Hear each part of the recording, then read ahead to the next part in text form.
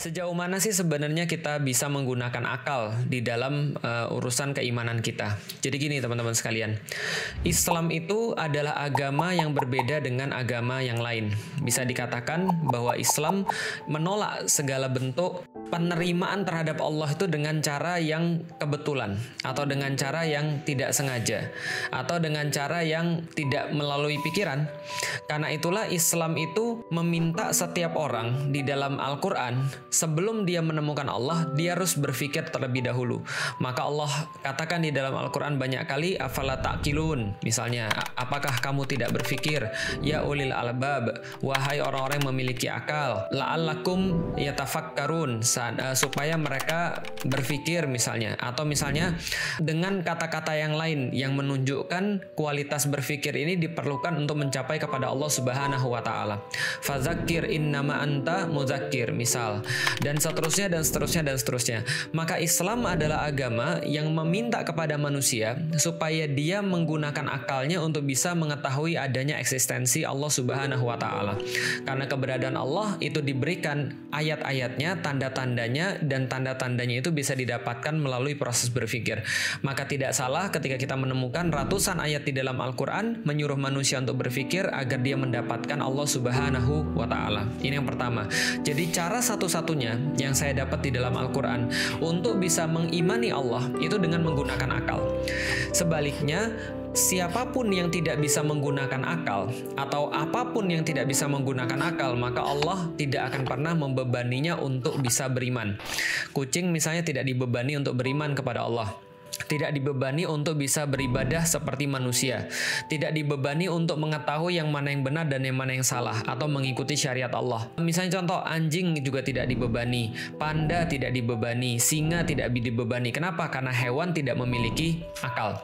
Tapi yang memiliki akal senantiasa akan diminta oleh Allah untuk taat pada Allah. Misal, wa ma khalaqtul jinna wal insa illa liya'budun. Tidaklah kami ciptakan jin dan manusia kecuali untuk beribadah kepada aku, kata Allah. Berarti jin dan manusia itu punya kesamaan. Kenapa mereka diperintah oleh Allah? Mereka sama-sama punya akal.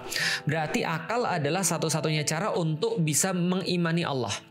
Dan tolong dibedakan antara mengimani Allah dengan taat pada syariat Allah. Jadi gini ceritanya.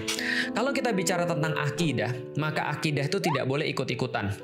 Cara satu-satunya akidah tidak boleh ikut-ikutan adalah dengan menggunakan akal, agar dia mencapai satu keyakinan berdasarkan dalil, seperti yang sudah kita bahas pada episode-episode yang lalu. Nah, karena dia mendapatkan iman atau akidah dengan menggunakan akal, maka dia mendapatkan bukti, maka dia menjadi yakin. Berarti kalaupun ada orang yang murtad misalnya, ada orang yang tidak mau beriman misalnya, itu tidak menjadikan dia tidak beriman juga, karena imannya bukan ikut-ikutan. Imannya berdasarkan kesadaran dari hasil berpikir. Andaikan dia mendapatkan keimanan dengan cara seperti itu, maka walaupun dia tinggal sendirian, maka dia tetap akan beriman kepada Allah Subhanahu wa ta'ala. Berarti ini penegasannya.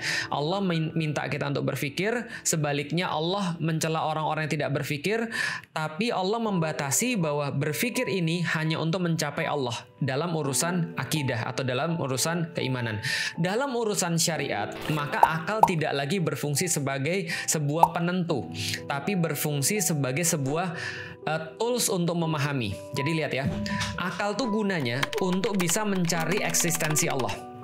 Adapun setelah eksistensi Allah ini difahami, maka akal berfungsi untuk memahami, sebagai tools untuk memahami aturan-aturan Allah. Kalau misalnya mau analogi yang sangat sederhana, ya kayak analogi dokter. Akal itu gunanya untuk memastikan ini dokter atau bukan. Kalau dia sudah memastikan dokternya berdasarkan akalnya, punya bukti, maka berikutnya resep-resepnya bisa jadi nggak masuk akalnya dia. Karena dia nggak belajar, karena dia nggak tahu dan dokternya tahu. Maka ketika dia sudah menentukan bahwa ini benar dokter, maka apapun yang menjadi resep dokter itu dia terima, dia taati, karena itu berarti masuk logika. Dari mana logikanya? Logikanya memastikan bahwa dia adalah dokter. Maka logikanya kalau sudah memastikan dia dokter, maka apapun yang datang dari dokter itu pastilah baik walaupun mungkin tidak sesuai dengan akal logika kita. Itu logikanya. Paham ya? Lah kok bisa begitu? Ya karena kita nggak belajar, karena kita nggak tahu tentang pengetahuan dokter. Sesederhana itu. Maka sekali lagi kesimpulannya, fungsi akal adalah untuk menemukan eksistensi Allah. Setelah menemukan eksistensi Allah, maka akal kita berguna untuk memahami syariat Allah. Jadinya masuk akal. Gitu ya. Jadi kalau ada orang bilang, Islam tuh nggak masuk akal. Kenapa? Karena kok bisa kalau sane kentut yang keluarkan dari belakang, mohon maaf, dari bokong. Tapi kenapa yang dibasuh adalah muka? Nah berarti dia nggak ngerti logika tentang dokter tadi. Logika dokter tadi, kalau dokter sudah nyuruh sesuatu, kalau kita sudah pastiin dokternya, semuanya sudah selesai. Kenapa? Karena logikanya yang dokter suruh pasti benar. Nah itu dokter, apalagi Allah. Nah maka logikanya adalah menemukan eksistensi Allah, bahwa dia pencipta kita, bahwa Islam itu benar, ini adalah sesuatu yang dipastikan dengan akal. Setelah ini selesai, maka apapun perintah Allah itu menjadi sesuatu yang masuk akal juga. Jadi gitu ya, itu tentang masalah akal dan kemudian di mana penempatannya. Kalau bicara tentang syariat, maka akal sudah selesai, tinggal ikut sami'na wa ta'na. Jangan dipikirin lagi.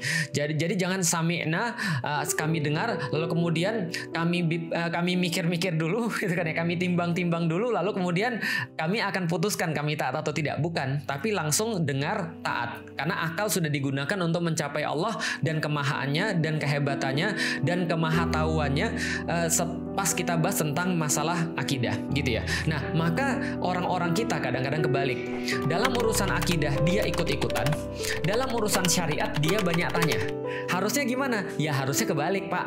Harusnya adalah dalam urusan akidah dia banyak tanya sampai yakin, setelah yakin dalam urusan syariat dia bisa ikut-ikutan.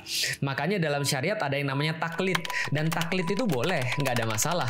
Kita sebagai seorang muqallid, orang yang mengikuti, boleh-boleh saja mengikuti sesuatu tanpa misalnya kita tahu kepastiannya atau tahu bagaimana istinbat hukumnya, bagaimana dia menggali hukumnya para ulama. Tinggal kita dapat fikih, oh kalau begini begini, kalau begini begini, itu boleh-boleh saja dalam perkara syariat. Yang nggak boleh ikut-ikutan dalam perkara akidah, itu tidak boleh ikut-ikutan. Kenapa? Karena Allah mengkritik orang-orang yang ikut-ikutan dalam perkara akidah. Misal ketika Ibrahim bertanya pada kaumnya, ma hazihi tamasilul lati antum laha akifun.